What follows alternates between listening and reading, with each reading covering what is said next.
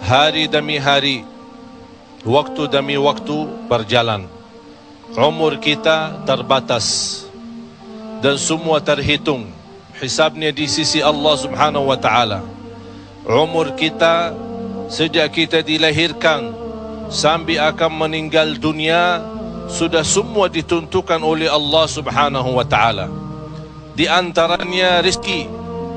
Malah rezeki itu salah satu rahasia Allah Subhanahu wa taala, dan Allah Subhanahu wa taala sendiri yang mengaturkan rezeki manusia.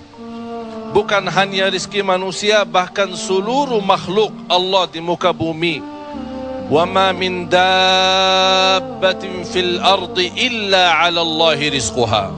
Setiap makhluk yang berjalan di muka bumi, Allah Subhanahu wa taala yang mengaturkan rezekinya.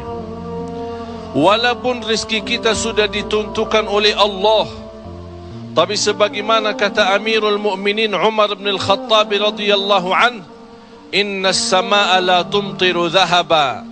Ketahuilah langit itu tidak akan menurunkan hujan emas. Walaupun rezeki kita sudah ditentukan dan ditakdirkan oleh Allah Subhanahu wa taala, tetap kita punya kewajiban untuk berusaha. Allah Subhanahu wa taala menerangkan banyak di dalam Al-Quran, فَإِذَا قُضِيَتِ الصَّلَاةِ فَانْتَشِرُوا. Bergeraklah, berjalanlah, berikhtiarlah, berusahalah. فَانْتَشِرُوا فِي الْأَرْضِ وَابْتَغُوا مِنْ فَضْلِ اللَّهِ. Carilah karunia Allah, anugerah Allah, rizki Allah. Orang mukmin yang percaya kepada Allah dan senantiasa dia berikhtiar dan berusaha, tetap memiliki keyakinan, menggantungkan hatinya kepada Allah Subhanahu wa taala. Itu yang namanya tawakkal qalbu. Bukan hanya tawakkal usaha, bukan hanya kita percaya kepada kemampuan diri kita atau kita percaya kepada kecerdasan kita, tapi tetap kita senantiasa memohon pertolongan Allah Subhanahu wa taala. Dan segala amalan itu tergantung niat. Innamal a'malu binniyat wa innama likulli imri'in ma nawa. Kita punya amal, tapi sebelum kita beramal, sebelum kita berusaha, sebelum kita berikhtiar, tolong Bapak Ibu jangan lupa nawaitu. Saat kita mencari nafkah dan rezeki, nawaitu dia untuk apa? Jadikan rezeki itu adalah jembatan yang membawa kita mendapatkan ridha Allah, jembatan membawa kita masuk surga Allah. Itulah nawaitu. Hal-hal kecil dengan nawaitu bisa menjadi besar di sisi Allah Subhanahu wa taala. Ada orang nawaitu dia mencari nafkah dan rezeki, begitu dia mendapatkan rezekinya, dia nawaitu untuk memenuhi hak-haknya, kewajibannya terhadap istrinya, kewajiban terhadap anaknya. Sampai Rasul bersabda, sampai seorang suami suapin istrinya diberikan pahala sedekah. Coba bayangkan, berarti nawaitu itu sangat berarti. Oleh kerana itu Bapak Ibu jangan tinggalkan nawaitu. Di mana anda berada, apa urusannya, mau kemana, tolong dihadirkan nawaitu. Karena dengan niat, disitulah akan kita sama-sama mendapatkan petunjuk Allah Subhanahu wa ta'ala. Semoga senantiasa kita dalam ikhtiar dan usaha kita, selalu kita menambah keyakinan dan kepercayaan kita kepada Allah Subhanahu wa ta'ala. Hari ini kita berusaha berikhtiar, menghadapi sedikit kesulitan dan kesusahan, jangan kita berkata, kenapa Allah tidak melancarkan rizki dan usaha saya? Tapi harus bertanya kepada diri kita, apa salah saya? Apa kekurangan saya? Barangkali kalau kita muhasabah diri, oh ternyata hari ini saya merasa susah rizki karena ketiduran salat subuh tadi. Saya merasa malam ini tidak lancar karena saya lupa baca Al-Quran. Saya hari ini merasa tidak baik karena saya ketinggalan salat malam. Inilah muhasabah diri. Al-Imam Muhammad ibn Sirin pernah dia mencela orang, mencaci maki orang. Itu orang miskin. Orang itu tersinggung. Kata Imam Muhammad ibn Sirin, saya menunggu ucapan saya ini, menunggu akibahnya, menunggu balasannya 40 tahun. Coba bayangkan, hanya satu ucapan dia takutin, dia fikirkan, apalagi perbuatan.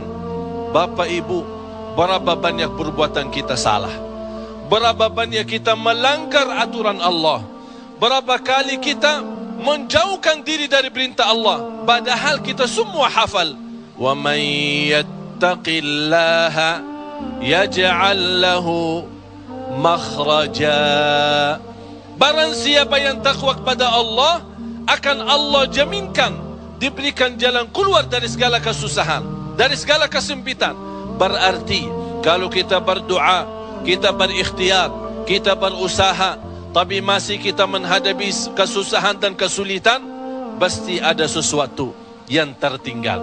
Salah satu amalan di samping ikhtiar dan usaha kita adalah zikrullah, terutama istighfar.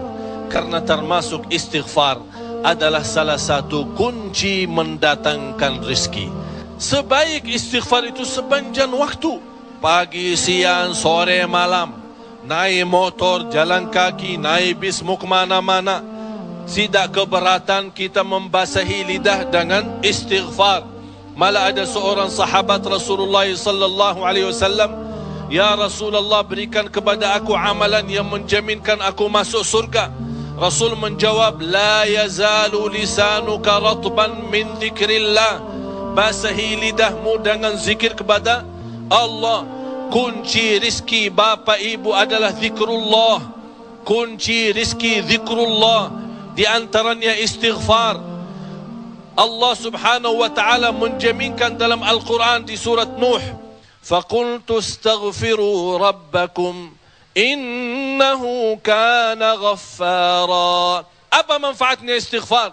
Yursilis samaa alaikum midrara wa yumdidukum bi amwalin wa banin wa yaj'al lakum jannatin wa yaj'al lakum anhara.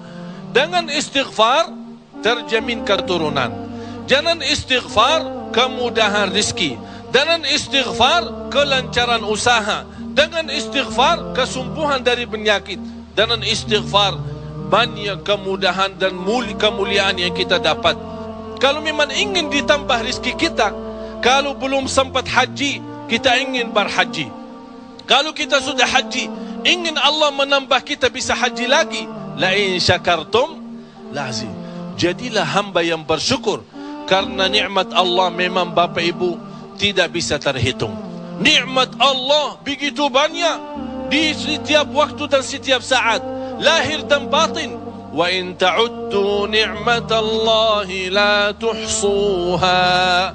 Oleh karena itu, jangan anda menjadi orang-orang yang mengkufri nikmat, tapi jadilah senantiasa mensyukuri nikmat.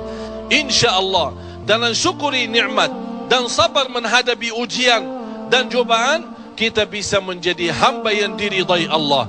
Kalau Allah sudah ridha kepada kita, InsyaAllah segala amal ibadah kita akan diterima, dan segala usaha dan ikhtiar kita akan dipermudahkan oleh Allah subhanahu wa ta'ala. Bapak Ibu, yang terakhir, tidak boleh kita lupa doa. Rasul kita sallallahu alaihi wasallam selalu berdoa kepada Allah subhanahu wa ta'ala. Padahal dia Rasul, terjamin pertolongan Allah. Senjata orang mukmin adalah doa, dan pintu langit bisa dibuka dengan doa, dan doa itu kapan saja dan bisa sampai kepada Allah tanpa waktu dan tanpa batas. Selama kita masih berdoa kepada Allah, selama masih kita memohon kepada Allah, Allah akan senantiasa mendengar doa kita.